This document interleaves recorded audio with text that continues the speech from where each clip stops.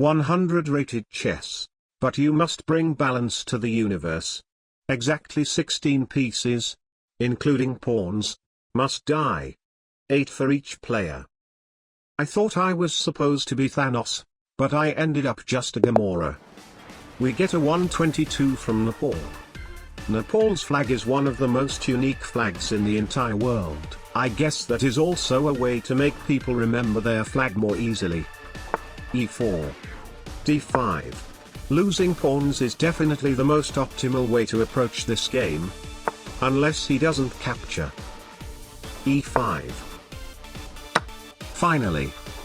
1 down, 15 more to go. 1 more pawn. Absolutely. Now I have to take his pawn. 4 moves in and we have already got rid of 3 pawns. I'll say this challenge is going to be a very easy win. Bishop c4. Of course I want to sacrifice more pawns, but unfortunately not this one. Knight h3. Aha. Trading is definitely good. I lose a piece, he lose a piece, the trade itself is already perfectly balanced. Absolutely. Development. There is no way we can complete this challenge quickly, especially when the opponent chooses to develop his queen first. D3.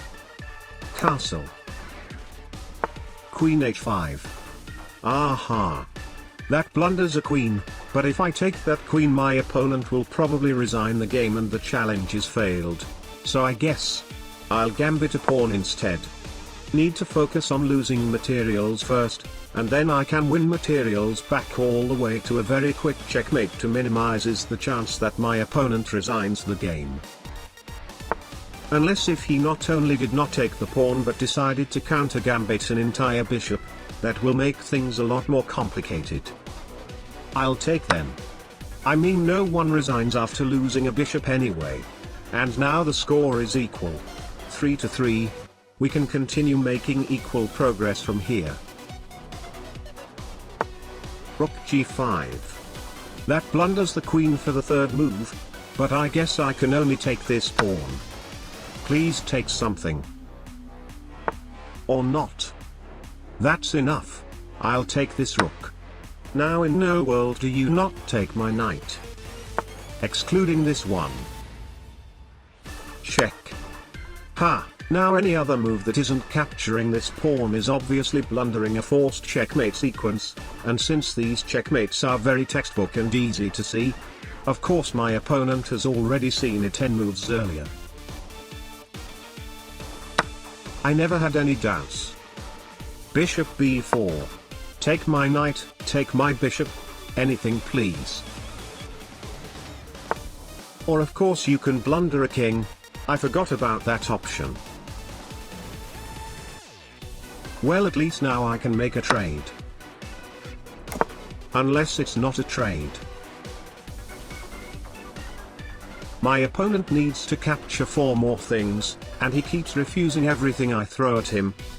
You know what? How about I throw the best thing at him? He literally cannot refuse this. There are only 2 legal moves here, and one of them just blatantly blunders a backrank checkmate in one, which is the most obvious checkmate ever. I'm literally gonna quit playing chess if he chooses to refuse my queen here. Of course. I can only capture one more thing, so I guess we need to capture either his queen or his rook. Rook d8. Rook e2. Knight f6. I'll take his queen if he blunders again. He didn't. But he blunders a fork. I mean now my e-pawn is hanging right next to his queen, so maybe, just maybe, he will probably see it. He did. This guy has finally woken up from his sleep. I'll take his rook. Alright, now I must not capture anything for the remainder of this entire game, and my opponent still needs to take 2 more things before I can checkmate. It's actually a very good start that now he has to take my knight. Or blunder a backrank checkmate. Knight c1 then. I cannot believe trying to lose materials can be this difficult. Finally. One more thing. Knight e4. It's right next to his queen. There is no other choice.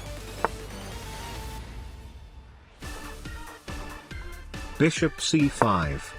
I mean, if he doesn't take a free piece, maybe he'll take a defended piece. Didn't work. Knight g3. I cannot make it more obvious than this. Absolutely. The universe is now perfectly balanced. Check move check. And mate. Mission accomplished.